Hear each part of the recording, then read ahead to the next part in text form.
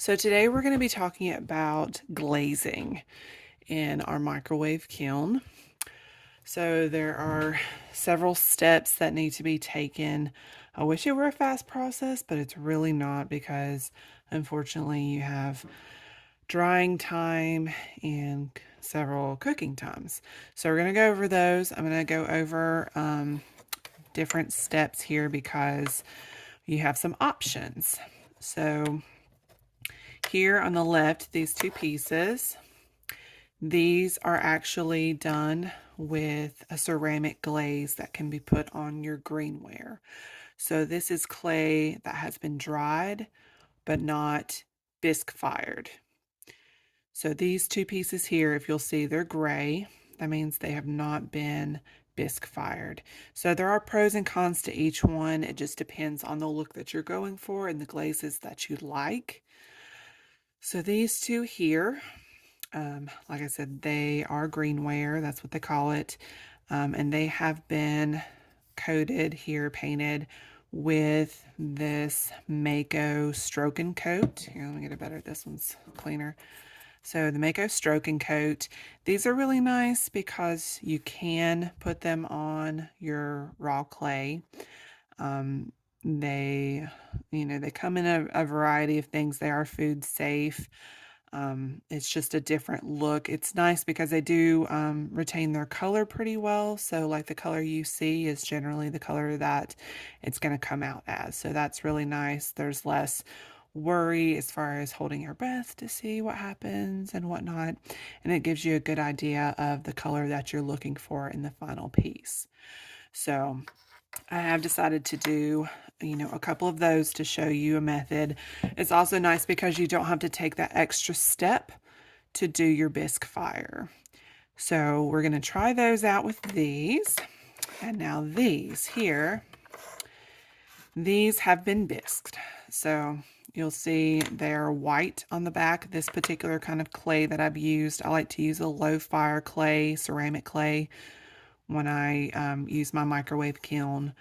But you can see clearly the difference here. So this one is very white and this one is still gray. You can see there are some earthenware clays that are orange. So, their colors will vary, but you should be able to see a distinctive difference between bisque fired and not bisque fired. So there's the difference there.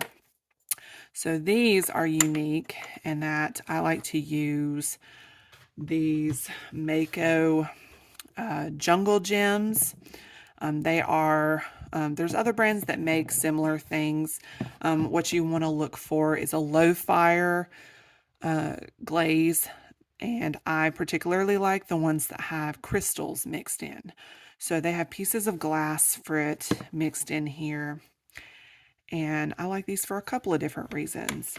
For one, they make really unusual patterns, so you can really add some interesting effects to your work with these glazes. And another reason that I like them is because you'll see as we fire these in our microwave kiln, what happens is these pieces, these crystals that they call them here, the glass frit, they will melt. So that can be a good indicator that your temperature is where it needs to be in the microwave kiln, because that can be very tricky. And that's the hardest thing that I've found with doing ceramics in my microwave kiln, is judging the temperature. Because everyone's microwave is a little bit different. Each glaze is a little bit different. So I particularly like these with the crystal gems in here because I can tell when my piece is hot enough. So I'll show you during our firing. You'll be able to see the difference, but here you can see them. A couple of notes about like specifically glazing. These, I would give 24 hours for everything to dry. So a good rule of thumb is if your piece is cold, it is still wet. So you don't want any kind of coldness on your glaze at all. I like to do a pretty thick coat. This one has a couple of different colors on it, but I did leave some of the clay showing here because I wanted to show off that dragonfly. These, it really just depends on your glaze, the effect that you're going for. Some glazes will fill in impressions that you've made. So I have stamped a couple of these while they were wet and before bisque firing. I don't know if you can see it well, but they have a bit of a pattern to them, so a bit of a embossing here. So different glazes are going to be treated differently on your design. Some are going to fill it in completely. So you want to make sure when you're choosing your glazes that you pick one that's going to work well with your design and the effect that you're going for. So, and you want to make sure too, they're very, very goopy. And I'll show you here. So, yeah, these I've actually had to rehydrate because they were older glazes. So you can just add some water to them, let them sit, and then you want to stir them really, really well before applying them because all of those little glass pieces, those crystals, tend to go to the bottom. So you want to make sure that, everything's really mixed up well. You want to apply at least a couple of coats just to make sure everything's covered properly and you have enough of your little crystal bits here, because these are going to be amazing when you see the final result here, because each of these is going to be a different color and it makes this gorgeous little burst effect of color on your pieces. And depending on what glazes you're using, they have so many pretty glazes, so I highly recommend checking out the Jungle Gems, and you can find those at various places. But make sure they are, ceramic compatible, and you can specifically look for low fire glazes because unfortunately we are kind of limited in how hot our microwave kiln can get. So I try to make it as easy on it as possible to avoid any kind of really deep cracks that may happen with overuse at over high temperatures. So, okay, so this is what we're going to do. So we're going to go to the next step. These have all been dried for a while now. One thing you can do, you can coat the backs with, especially if you're doing pendants, you can coat the backs with resistant wax. There are ceramic wax that you can paint on here, and that can be something that'll help clean, like keep the back of your pendants clean. Another thing that you can do is you will see things for hanging beads, like high temperature wires that you can actually hang your pendants on so that they would be upright like this. The only problem I have with that is you don't really have, a very good headspace in your microwave kiln. You have maybe 2 to 3 inches at the most, so you really want to keep your pieces flat as much as possible, or at least not very high, because the closer you are to the sides, the more likely something's going to go wrong. Your glazes are going to stick to something, and it's going to shorten the lifespan of your microwave kiln. So I usually, like as far as doing the holes and everything, all of these have been shaped and pressed into with like cookie cutters and stamps while they were wet before the bisque fire. I use special cutters for the circles to do my different holes for bales and things like that. I did coat the sides with my glaze, but I did not coat the backs with my glaze. I don't mind a raw back because I figure, it's on you. As long as there's nothing sharp here, should be fine for your purpose. So some people I know like to dip them. I would just say if you are dipping them, to make sure that your back is not on a surface that it's going to stick to. So that's the only problem with doing glaze on the back. So You know, you can, after your glaze, you're painting it on, you can clean up the backs if you want to. This one I left a little messy here, but it's okay, because we're just doing examples here. So those are different things. And then of course our greenware ones. So I'm going to do 2 separate firings so you can kind of see the difference here. Again, the crystals will give you more of an indicator of how hot your microwave kiln is getting. So I found that very helpful in my kind of trial and error with doing ceramic firings in my microwave kiln. So I hope that bit of knowledge will help you on your journey as well. So we're going to continue on. The next stage to this is much like the bisque firing. So if you haven't watched my bisque firing video, I do recommend checking that out. It's very step by step, and I found it very helpful. So hopefully you will too. So the next thing we're going to do is we are going to put all of these in our oven. So I've got my oven preheating right now at about 300. You can do it as low as like 250, but I did choose to do mine at 300. I just keep mine at that because I also do polymer clay. So it's preheating at 300. The reason we are putting these in the oven first before putting them in our microwave kiln is to slowly acclimate these pieces to the heat. So I found out that when I put these straight into my microwave kiln cold, they explode. So we're trying to avoid that. It's always sad when something you've worked really hard for explodes, and of course a bit scary. So I found out that if you put these in your oven at about 250 to 300 for about 20 to 30 minutes, it gets them warm enough that they don't get shocked by the heat of the microwave kiln, and you get much better results.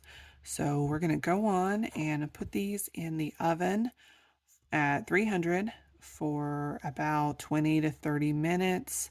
I usually just stick them in there and forget about them for a while because they're not going to burn or anything like that at that low a temperature. So we're just going to leave them in there for a little bit, let them kind of get acclimated. I may go on and do, I'm going to do, I think, these first. So I just don't want the greenware ones to cool off.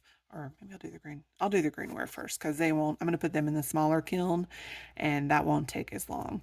So we're going to put these in and then I will check back with you in a minute. Thanks for watching. Okay, here we are back again. I'm giving this a few more minutes, so while we're waiting on that, just a couple of safety things that I want to go over.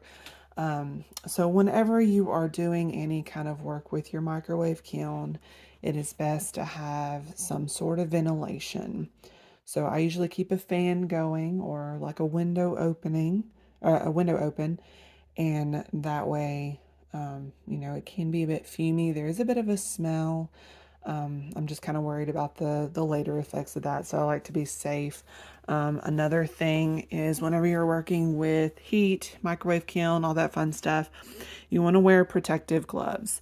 So I have a couple of different styles that I like to use. These aren't as dexterous, but they're good, especially for like the large one. Just a good pair of heat resistant gloves. These are a cheaper pair that I got with like a microwave kiln set. And honestly, I use these more than the larger ones just because they are smaller and easier for me to grip things. So, those are very important versus like a kitchen mitt. Kitchen mitts are trickier because, of course, they don't have the fingers. They're just harder to grab onto things. So I don't recommend, like they would be fine for starting off, but I do recommend getting some heat resistant gloves. They're not very expensive. Another thing you're going to need is eye protection. So these are just a pair of eye protection, especially when you're checking on your piece. The glow from your piece can be very damaging to your eyes. You don't want to ever look at anything in your microwave kiln that is glowing hot. Okay, that can really, I mean, you can go blind. So please, please take your eye protection seriously. Unfortunately, I did not know about eye protection when I first started, and I started with glass fusing, and I was having headaches, and I didn't realize, what I was doing to myself until I went on and was looking, on some forums, and I was like, oh, well, that would be nice information. But they don't, a lot of those cheap kits and stuff, they don't tell you about these things. I mean, they really just give you the basic information, and it's very frustrating, that they don't give you more information and don't warn you more about protecting yourself. So just be safe. It's like with any other craft. It's fun until you get hurt. So we're trying to avoid that. We don't want that to happen. Okay, so here we go. Here it is. I'm using a toaster oven. I don't recommend using your food oven. Like I said, there can be fumes, and that is not good for being near your food. So here you go. I'm going to go and do my greenware first. So they're hot. This is a hot oven here. So, you want to be safe. I'm locking my thing here. Okay. So here's my bisfire. It's very hot. I'm putting it on my, this is my little kiln. It's so small. It's a cute little thing. It's good for short things when you need them. I don't know if both of these are going to fit on here. Oh, it's going to be tight. Okay, so I'm going to scrap one of them. Let's do our dragonfly first. I could use the big one, but I just want to show you. So I'm putting, this is actually a piece of fiber cloth that came with my little kiln. I don't like these in general. Like when I'm doing glass fusing, I don't like these at all.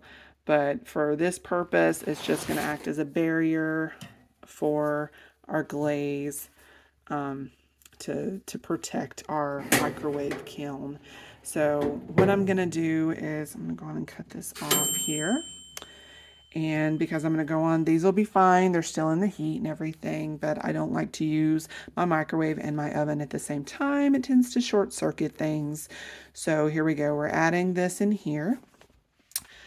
Here's my little setup here. So I've got a heat resistant surface to put your microwave kiln on to cool. If you're worried because it's on wood, it's actually on bricks on the wood. I've had to change my setup. I've had a couple of different studio changes since last time I made a video, which was a while ago. So you just want to make sure your lid is on nice and safe. Okay, so here's my microwave.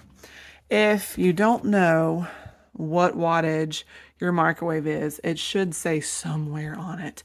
So mine is actually a 1200 watt. So it says right there. So what I like to do with mine, I do have a glass plate. Some people don't and don't recommend them, but the way that I do mine, and I rotate and even my heat, I've not had any problems with my glass plate. I've not had any cracking or anything. So as long as you're using it safely, it should be fine. I usually start on one side or the other, and you'll see what I'm going to do here with the heat. So we're putting the smaller one is not going to take as long as the larger one. So here is the larger one here. So, as far as sizing wise, you saw the smaller one holds about one pendant, one average size pendant. The larger one can hold, I would say, 4 to 6, depending on the size of the pendant. So it just depends. So what we're going to do here is we're going to change our power. So I like to start on half power to start, and that's going to get your piece starting to heat slowly. So half power, and with my smaller kiln, I usually do for 3 minutes at a time. So we're going to start doing that.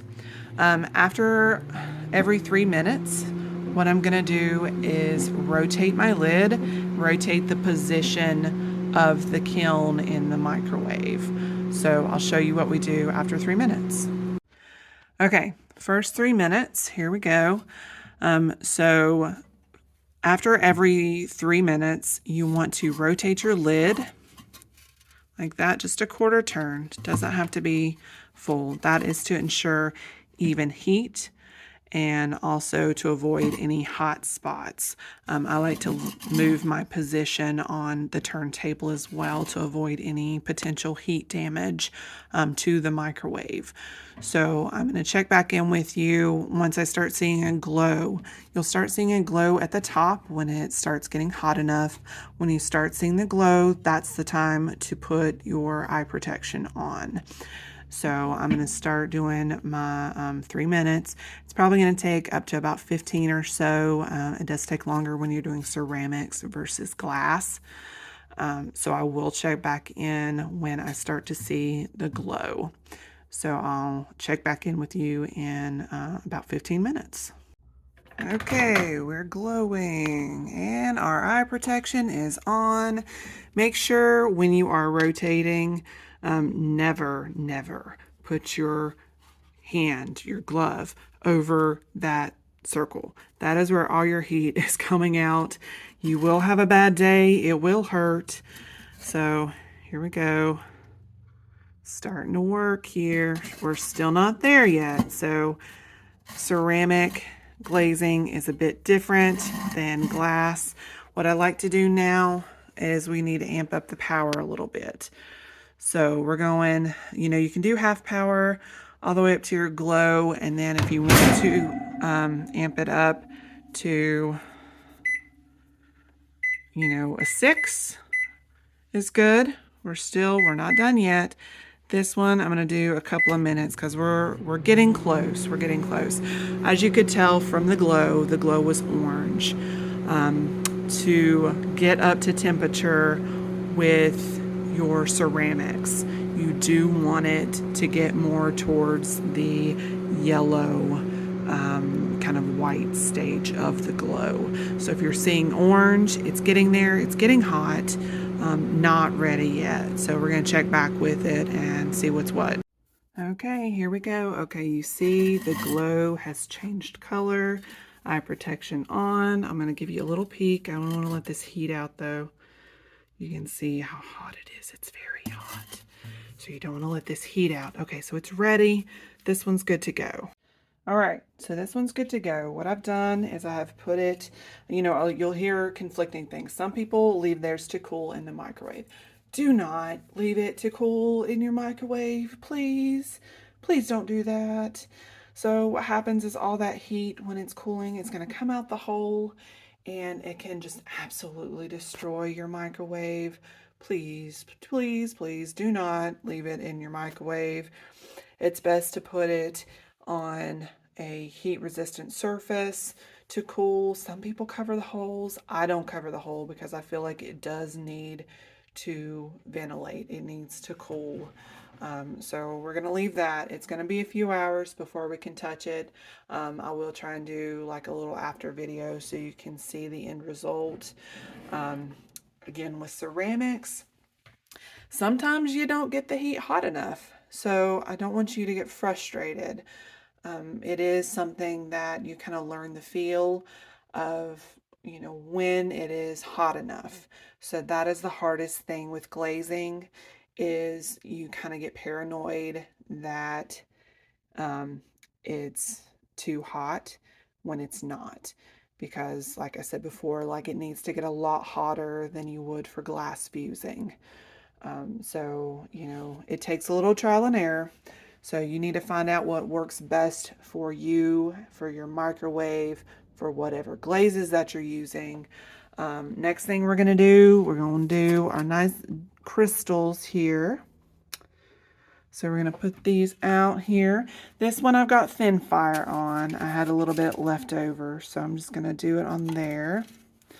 Again, I'm probably not going to be able to put all of these, but I'm going to put the majority here. Actually, yeah, they'll fit. They'll fit. They're fitting. They're fitting. So something to remember when you're putting things on your microwave kiln, you do want to make sure that you have good side space. So you don't want these touching the hot rim of your cover. So you want to make sure there's a nice full space, you know, top, sides away, because those sides get so hot, it can really wreak havoc on your pieces. So, and you don't want any of them touching, because these glazes are going to get liquid and they are going to get sticky.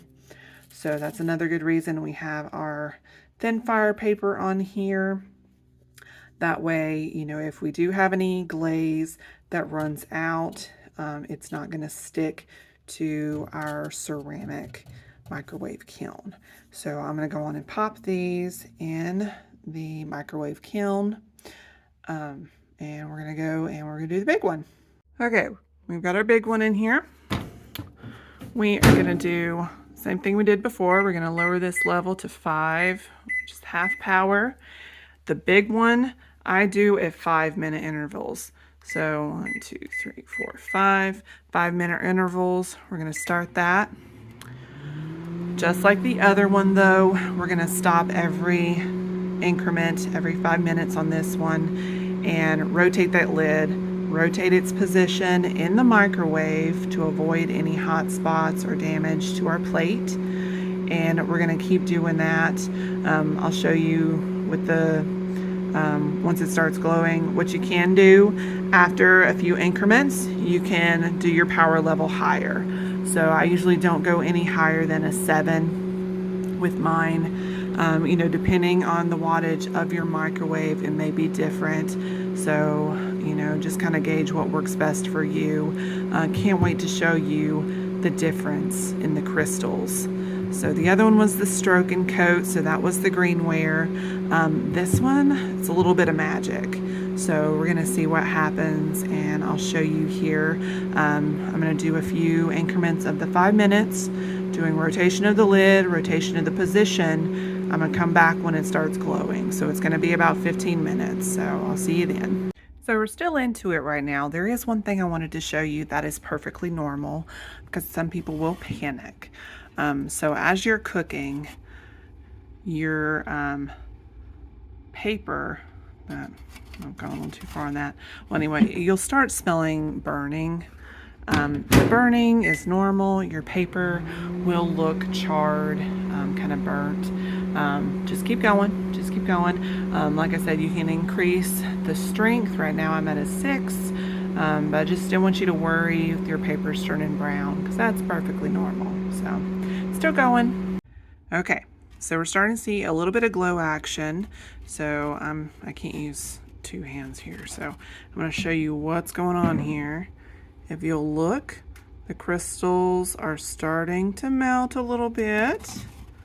We're not there yet, so we're going to keep going, but I just wanted to show you why crystals are awesome, and it's definitely not done yet. So we're keeping going here.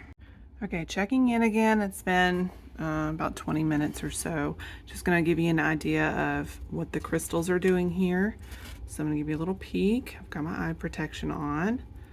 You can see they're starting to melt a little bit. They're going down. But guess what? We're still not done. So until they are completely flat, it is not hot enough. So keep going. Okay, now it's time. So this is very, very hot. So I'm gonna show you, I'm gonna give you a little peek. I'm just gonna show what the crystals are looking like, and then I will have to stop recording because I will need 2 hands to get this out because it is very hot. But I'm just gonna show you what's going on here. So you can see it's getting yellow. My crystals have all cooked down. So it is ready to go. So time to get it out. Okay, so I've got it out cooling. I've got my other one over here. So I'm gonna let these cool for a little bit, and then we're gonna go over the results.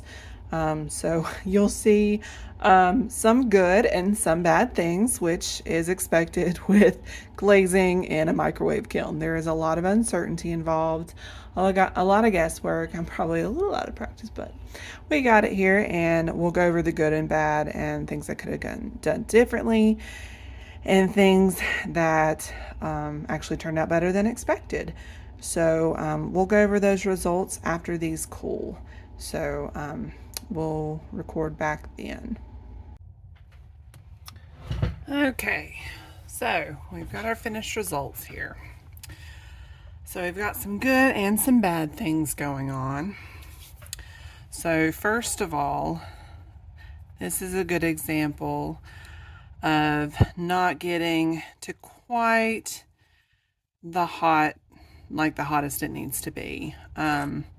This one I did do yellow underneath and then I did green over top, but you know, I don't know if it just didn't mesh well together, or if you feel, you know, kind of a rough texture with what I call is like some pitting. So you might see some like little pinhole kind of things on here.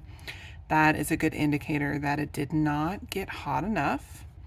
So, you know, that's one reason that things like stroke and coat are so tricky, because you will end up with, you know, not quite the result that you wanted. The blue of the dragonfly is pretty darn close. The only thing that's not is I did do a yellow base underneath with that, that lime on top. And, but, you know, overall though, you know, I'm pretty happy with the results of that. They're very pretty colors. You can see how bright it is.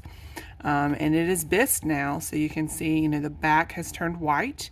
So that's a good thing we want to see. So that is the stroke and coat. These are our lovely crystals here. The only one that's not super true to how it's supposed to be is this one. Ideally, the green in the back should have been a darker green. So I think, you know, it might not have gotten hot enough, or I might not have put enough layers of glaze on it or like stirred it well enough. So, you know, you can see it's starting to get some of those little bursts of colors. Some things are still a little bit lumpy, so I don't think this one quite got hot enough. But these others are pretty true to what they're supposed to be. This one I'm always fond of. It's called Pink Pixie, this one. So it, you know, it turned out nice. You can still see the indentation here of the pattern. And you've got this really nice kind of spackled look on here. This one was, let me see. What was this one? Koi Pond. So Koi Pond is really nice. I think the pieces of frit with the orange probably could have gotten a little bit hotter. They are raised up a little bit, but all in all, you know, that turned out really pretty. And this one always, I've not had any trouble with. This is called Van Gogh Iris. And so it always has this really pretty white background with these pretty green and blue and turquoise flecks on it. So, you know, anything that had glaze on the back looks fine. You know, I didn't have any problems with it sticking or anything like that. Sides look good. Didn't have a lot of running or pooling or anything. So yeah, you know, overall, I'm pretty happy with this. You know, 4 out of 5 ain't bad. This one probably is gonna go to the reject pile because, you know, baby poop's not the best color in the world. But, you know, I could always try and maybe paint over it or repurpose it somehow.